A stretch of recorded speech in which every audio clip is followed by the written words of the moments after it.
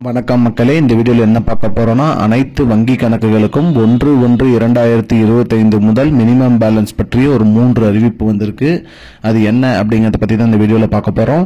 நம்ம சேனலுக்கு யாராவது புதுசா வந்திருந்தீங்கன்னா மறக்காம நம்ம சேனலை சப்ஸ்கிரைப் பண்ணி வச்சுக்கோங்க. இந்த வீடியோக்கு ஒரே ஒரு லைக்கை மட்டும் கொடுத்துருங்க. வாங்க வீடியோக்குள்ள போலாம். பொதுவா பாத்தீங்கன்னா வங்கி கணக்குல பாத்தீங்கன்னா மினிமம் பேலன்ஸ் மெயின்டைன் பண்ணணும்னு ஆர்பிஐ சொல்லிட்டு இருந்தாங்க.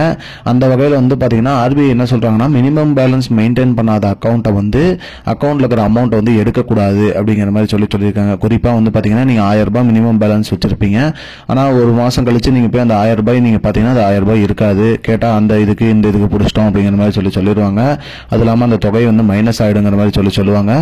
அதனால ஆர்பிஐ என்ன சொல்றாங்கன்னா குறிப்பிட்ட 2 ஆண்டுகளுக்கு மேல பயன்பாட்டில் இல்லாத அக்கௌண்ட், அதாவது பாத்தீங்கன்னா 2 வருஷமா நீங்க அந்த வங்கி கணக்குல எந்த ஒரு பரிவர்த்தனையும் செய்யாம இருக்கிற அக்கௌண்ட்ல நீங்க பேலன்ஸை பிடிக்க கூடாது, மினிமம் பேலன்ஸை பிடிக்க கூடாது. அதே மாதிரி அவங்க மறுபடியும் ரீஜாயின் பண்ணாங்களாலும் மறுபடியும் அக்கௌண்ட்டை அவங்க ஆக்டிவேட் பண்ணாலும் அவங்க கிட்ட எந்த ஒரு ஊதியமோ தொகையோ நீங்க வாங்கக்கூடாது அப்படிங்கிற மாதிரி சொல்லியிருக்காங்க. அதாவது பாத்தீங்கன்னா மினிமம் பேலன்ஸ் இல்லாம அக்கௌண்ட் க்ளோஸ் ஆகிற கண்டிஷன்ல இருந்தாலும் அக்கௌண்ட்டை க்ளோஸ் பண்ணக்கூடாது. அதே மாதிரி மறுபடியும் அக்கௌண்ட் ஆக்டிவேட் பண்ணாலும் அவங்க கிட்ட நீங்க பணம் வாங்கக்கூடாது அப்படிங்கிற மாதிரி சொல்லியிருக்காங்க.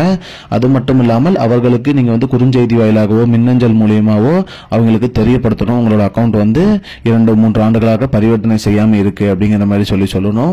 அது மட்டும் இல்லாமல் அக்கௌண்ட்டை ஆக்டிவேட் பண்ணாங்கன்னா அவங்க கிட்ட எந்த ஒரு தொகையும் நீங்க வாங்கக்கூடாது அப்படிங்கிற மாதிரி சொல்லியிருக்காங்க. அதே மாதிரி மினிமம் பேலன்ஸும் குறிப்பிட்டு இவ்வளவு மெயின்டைன் பண்ண இதையும் லிபரல் ஆக்கியிருக்காங்க. அதாவது பாத்தீங்கன்னா உங்க மினிமம் பேலன்ஸ் நீங்க மெயின்டைன் பண்ணணும் அப்படிங்கிற மாதிரியும் சொல்லியிருக்காங்க. பண்ணாலும் அதை பிடிக்க கூடாதுங்கிற மாதிரி சொல்லியிருக்காங்க. மக்களே, இதுதான் இப்போதைக்கு முக்கியமான பயனுள்ள தகவல். இது போன்ற பயனுள்ள தகவலை தெரிஞ்சுக்கொள்ள நம்முடைய சேனலை மறக்காம சப்ஸ்கிரைப் பண்ணுங்க. இந்த வீடியோ உங்க ஃப்ரெண்ட்ஸ் அனைவருக்கும் ஷேர் பண்ணுங்க. நன்றி.